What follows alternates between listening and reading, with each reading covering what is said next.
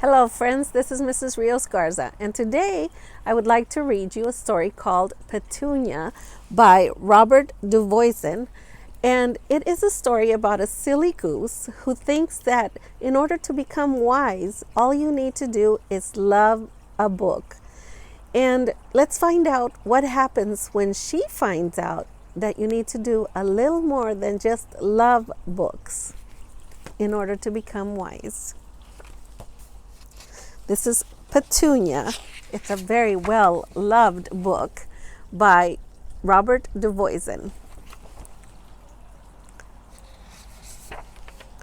In the meadow early one morning, Petunia, the silly goose, went strolling. She ate a bug here, clipped off a clover leaf there, and she picked at the dewdrops on the goldenrod leaves. There she goes.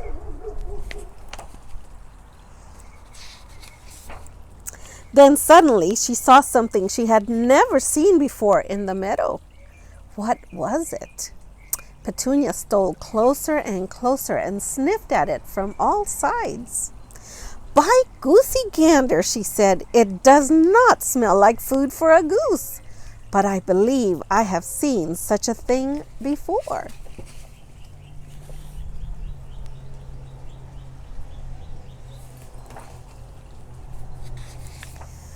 "Yes, I have seen one under Bill's arm when he came out of school. It's a book. That's it, a book. Come to think of it, just the other day I heard Mr. Pumpkin telling Bill that books are very precious. He who owns books and loves them is wise." That is what he said. "He who owns books and loves them is wise," repeated Petunia to herself. And she thought as hard and as long as she could. "Well then," she said at last, "if I take this book with me and love it, I will be wise too, and no one will call me a silly goose ever again." So Petunia picked up the book and off she went with it. There she goes.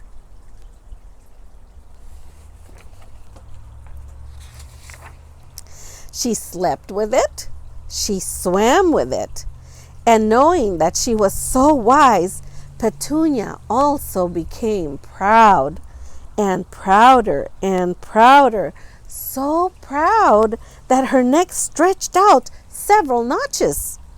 It was King the Rooster who first noticed the change in Petunia. He said, "Maybe Petunia is not so silly after all. She has a book. And she looks so wise that she must be so." And the other animals began to believe in Petunia's wisdom too.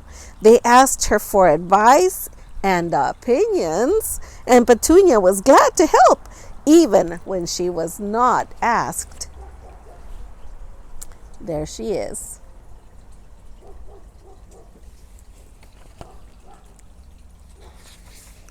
Petunia grew still prouder, and her neck stretched out another notch. One day Petunia heard Clover the cow say to King the Rooster, "I wonder what makes your comb so red, King, as red as the barn." "It's my blood," said King. "It's the color of my blood." "Nonsense," said Clover. "I have blood too, but I'm not a red cow. Your comb has been dipped in red barn paint. That's what makes it so red." "You are both silly, of course," said Petunia. "King, your comb was stuck on by the farmer so he can tell you from the hens and know who lays eggs and who doesn't. Plastic comb, I'd say." And so King never again shook his proud comb in song for fear it might fall off. Poor sad rooster.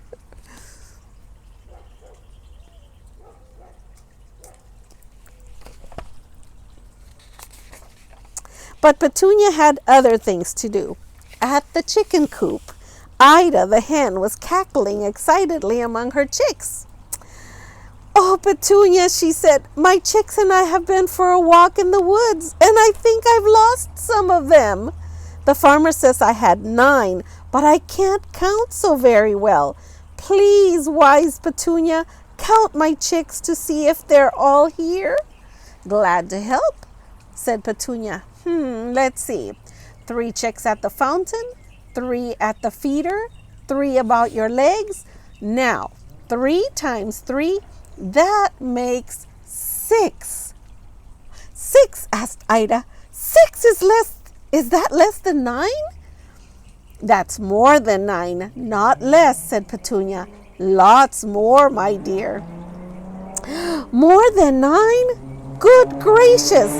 As if I hadn't enough worries with my own 9 chicks. And where do those other chicks come from? Oh dear, I'll never be happy again." Poor worried Ida. There she is with her chicks.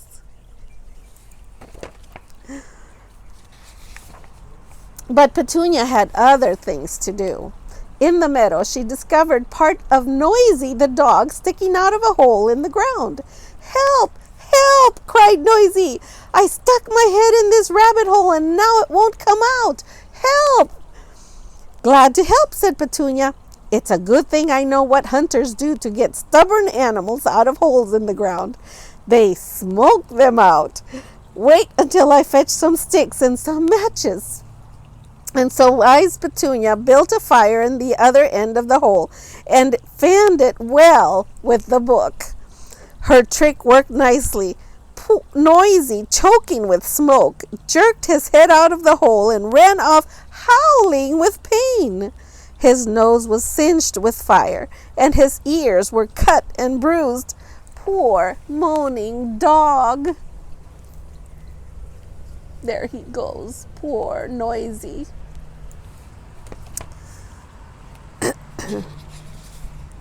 But Petunia had other things to do. Beside the hedgerow, she met Straw the horse, who was in pain from a toothache. "Petunia," groaned Straw, "I'm dying. Surely with your wisdom you can stop this horrible pain." "Glad to help," said Petunia. "Open your mouth." "Why, you poor Straw! All these teeth! No wonder you have a toothache. Look at me. Do I have teeth? Of course not. So I have no toothache. I am going to stop that pain right now. I am going to pull all those teeth out. All of them. Let me get some pliers." But Straw would not wait for the pliers. He was so afraid to lose his teeth that he never talked of his toothache to another soul.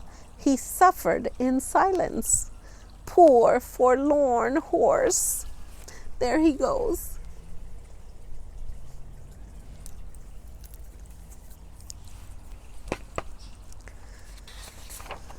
But Petunia had other things to do. Cotton the kitten went up the tree, but could not come down. While he meowed and meowed, his friends called for Petunia. "Glad to help," said Petunia. "I know just what to do. Since none of you is tall enough to reach Cotton, all of you will do it together. Donkey on top of Clover, pig on top of Donkey, and so on up. Simple." So Donkey climbed on top of Clover, pig on top of Donkey, goat on top of pig, sheep on top of goat, piggy on top of sheep, turkey on top of piggy, duck on top of turkey, hen on top of duck. Suddenly, Clover cried out, "Stop! My legs feel wobbly!" And she sat. There she is.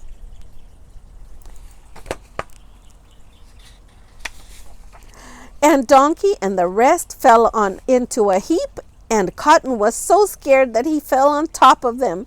They were all full of bumps. "Well," said Petunia, "Cotton is down." So he was, poor bruised kitten. But Petunia had other things to do. Getting prouder all the time, she felt her neck stretch further out. There she is. She doesn't even fit in the book.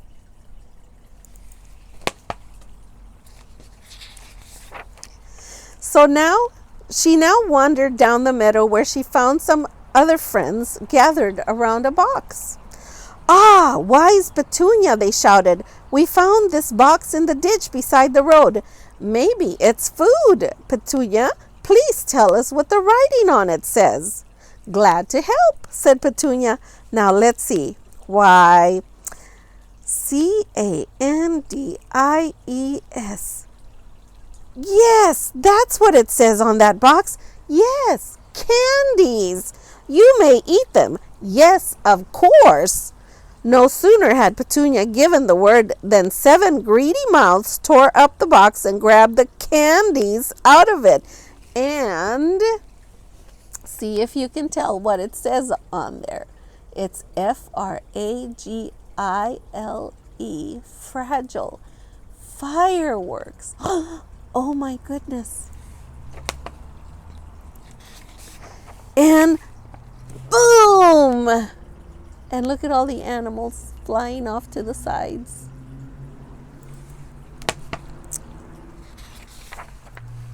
What a sight the animals were. Some were burned, some were bruised. Straw still suffered in silence. Noisy still moaned. Ida still worried about her chicks. King still brooded over his comb. All the barnyard was in trouble, and all because of Petunia. And there they are, all bandaged up.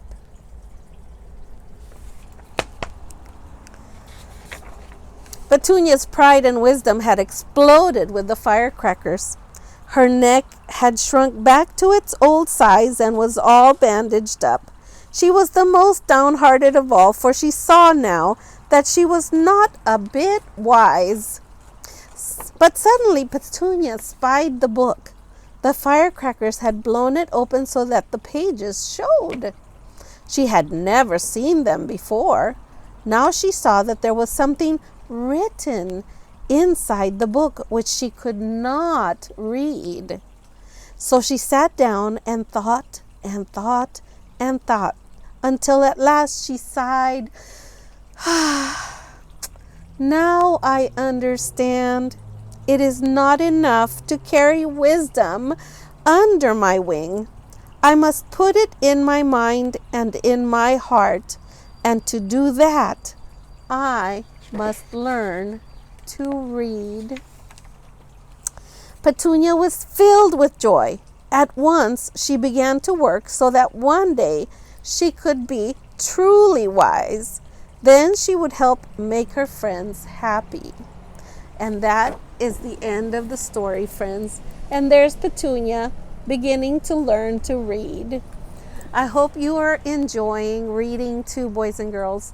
I hope you're enjoying the stories I read to you, and I hope you're reading stories at home also. Please keep practicing so that one day you will be able to read books like Petunia is learning to read. Until next time, bye.